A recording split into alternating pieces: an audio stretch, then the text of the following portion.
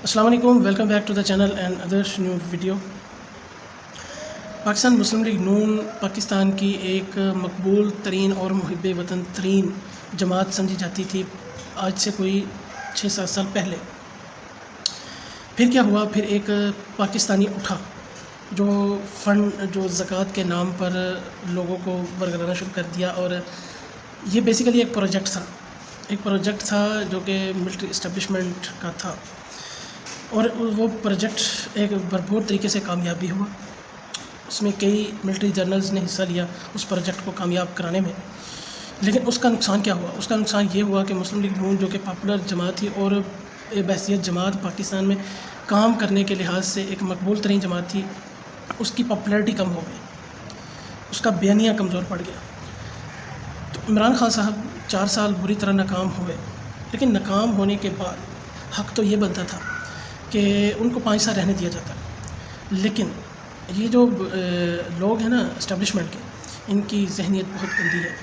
انہوں نے کیا کیا؟ عمران کو بچا لیا، پھر بھی ایک بچنے کا ایک موقع دے دیا اس کو، اور پھنسا دیا مسلم لیگ نون کو، اور مسلم لیگ شین نے خوشی ٹائی کوٹ پہن کر حکومت لے لی۔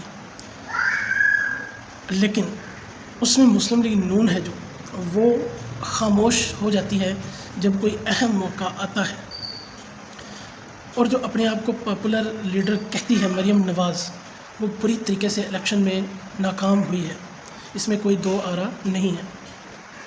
اور مسلم لیگ شین کے پاس تو حکومت ہے، اس کو کیا مسئلہ؟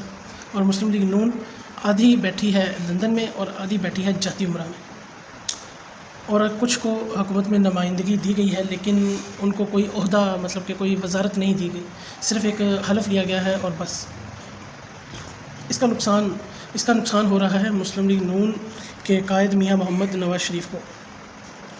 میاں محمد نواز شریف صاحب کو جو لوگ پسند کرتے تھے، جو لوگ ان کے حامی ہیں، وہ لوگ اب اپنے حمایت سے پیچھے ہٹتے جا رہے ہیں، کیونکہ مسلم لیگ نون کے قائد میاں محمد نواز شریف صاحب اپنی آسائش کے لیے اور اپنی جو اسٹیبلشمنٹ سے پنگے بڑھاتے ہوئے وہ اب لندن بیٹھ گئے ہیں جا کے، اور اس کا نقصان صرف اور صرف ہوگا مریم نواز شریف صاحبہ کو، اس کے علاوہ کسی کو نقصان نہیں ہوگا۔ اور میں مریم نواز کی سوچ پہ بہت حیران ہوں کہ مریم نواز شریف صاحبہ اپنے آپ کو ایک لیڈر کہتی ہیں، ایک پاپولر لیڈر کہتی ہیں، لیکن ان کی حیثیت یہ ہے کہ وہ کبھی خاموش ہو جاتی ہیں، کبھی ایکٹیو ہو جاتی ہیں۔ آپ عملی سیاست میں رہیں، ایکٹیو رہیں، کیوں تھک جاندی ہے نانی جی تھک جاندے ہیں۔ نانی جی کو یہ چاہیے کہ وہ عملی سیاست میں ہر قدم رہیں، کیونکہ اب جو حکومت آئے گی، اگر آپ نے عمران کے بیانیے کا مقابلہ عوام میں نہ کیا تو آپ کو حکومت نہیں ملے گی، لوگ آپ کو ووٹ نہیں دیں گے، یہ ایک بات پڑھی لکھی ہے۔ پھر آپ نے وہی بیانیہ بنانا ہے کہ جی یہاں پر تو ہماری سیٹیں نہیں تھیں، یہ تو عمران کی سیٹیں تھیں، وہ جیت گیا۔ یہ ایک ناکامی تسلیم کرنے کا ایک لاجک آپ پیش کرتے ہیں، جیسا کہ آپ نے پہلے لاجک پیش کیا جب آپ ناکام ہوتے ہیں۔ تو اس ناکامی سے بچنے کے لیے 2023 کا الیکشن اگر ہونا ہے تو یا نہیں ہونا، تو آپ کو چاہیے کہ آپ عملی سیاست میں ان رہیں۔ ٹویٹر پر ان رہنے سے کچھ نہیں ہوگا۔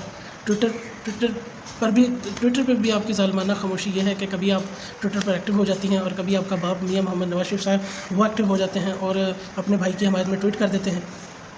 آپ کو ایسی لولی لنگڑی حکومت لینے کا فائدہ کیا؟ آپ کو نقصان ہوا ہے بحیثیت جماعت۔ پاپولیرٹی کس کی بڑھی اور شہید کون ہو گیا؟ شہید ہو گیا عمران خان، اور پاپولیرٹی بڑھ گئی عمران خان کی، اور جنہوں نے سو کالڈ بیانیہ اپنایا جی ہم نے ملک کے لیے یہ سیاست کی ہے، وہ گڑھے میں گر گئے۔